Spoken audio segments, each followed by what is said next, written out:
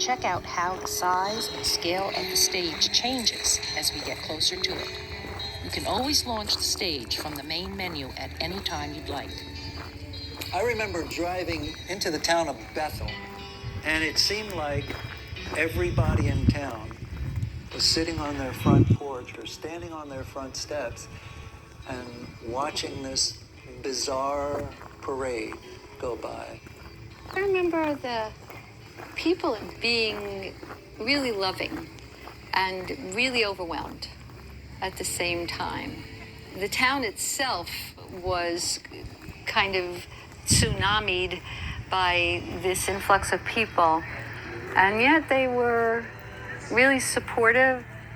They were helping everybody. That was one of the most positive things about Woodstock, I think, was that despite the fact that this town was not used to seeing so many hippies and alternative lifestyle people, but the townspeople were handing out food, dry clothing. So all of these were basically the main supplies that people ended up having is what people were giving them.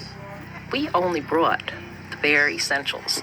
We did not come prepared. There was no such things as McDonald's or Dunkin' Donuts, and remember, you were in the middle of the mountains, in the middle of the woods.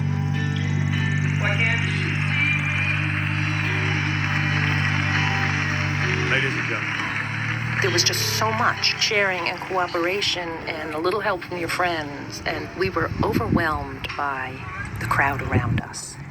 Everyone was happy. Some people were dancing, some people were sleeping, some people were eating.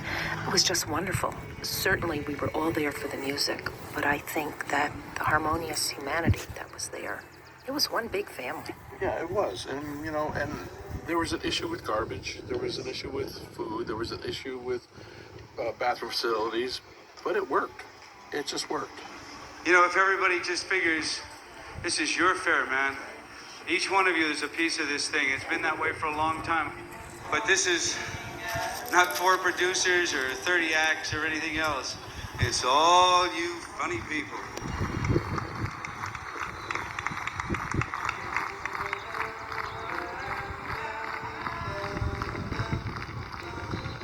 Okay, when you get to marker number 4, stand directly in front of it. Shall be free.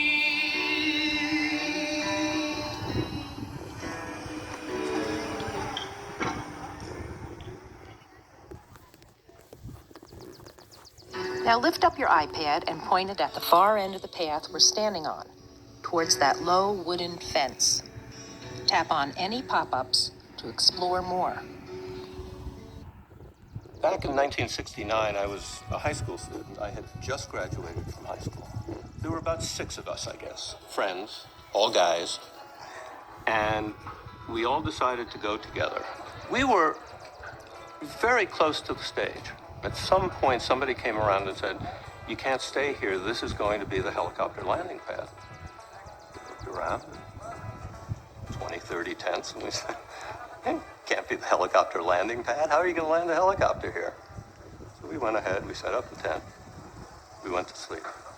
Next morning at about 6 a.m., the tent starts blowing around, and we wake up and we run out of the tent and we look up and there's a helicopter. Must have been 100, 200 feet above us, and it was just waiting to land. We said, the helicopter landing site. Perhaps we should leave and move somewhere else, and that's what we did. We took down the tent and we moved it somewhere.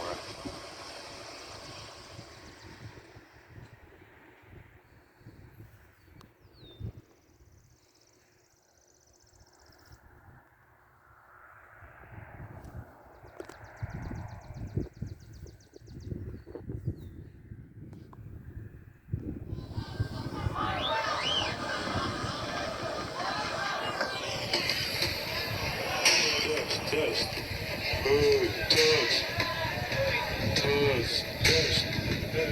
Sonic innovator Bill Hanley designed special speakers to be used on 70-foot towers to carry music all over the site. Test.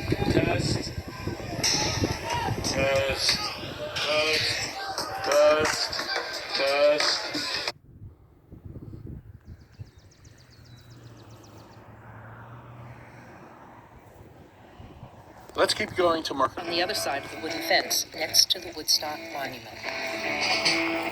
People always ask about bathrooms, and the area around the monument is actually where a bunch of porta toilets were. But they only had 600 for 450,000 people. The numbers just didn't work out. So if you had to go, a lot of people relieved themselves in the woods. So now, instead of porta potties, there's this wonderful Woodstock monument. It was built in 1984, 15 years after the festival, to commemorate what happened here.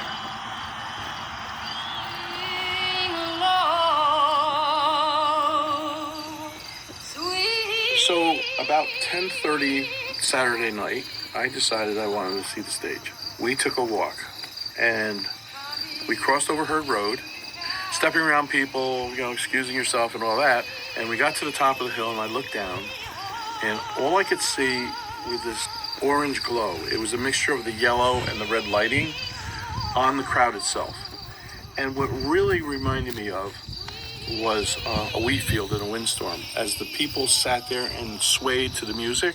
From where we sat on top of the hill, as you looked out over the tops of folks, it was almost eerie because the lighting, the red and the orange lights, the mist that was coming off of the ground, the moist grounds, the wet bodies, mixed with campfire smoke. It was like a natural hazer that they use in concerts today. It was. Really?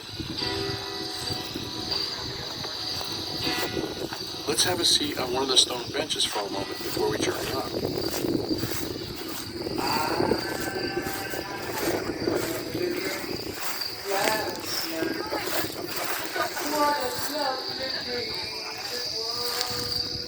This spot was very busy during the festival, but today it is a peaceful oasis.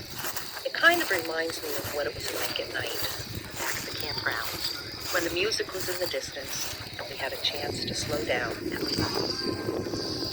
In the evening, it felt, even though you were with so many thousands of people, there was an intimacy brought on by the darkness and also the type of music.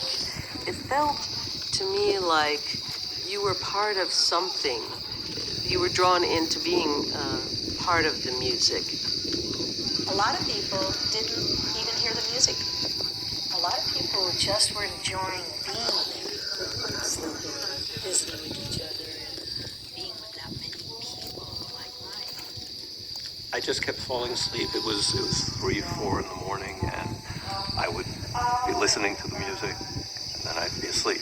Then I'd wake up, and I'd different music, and I'd fall asleep. And I'd wake up again, different music. Take your time here to explore this area inside the fence. You can pause and take off your headphones if you'd like. Take some pictures. When you're ready, we'll guide you to marker 6.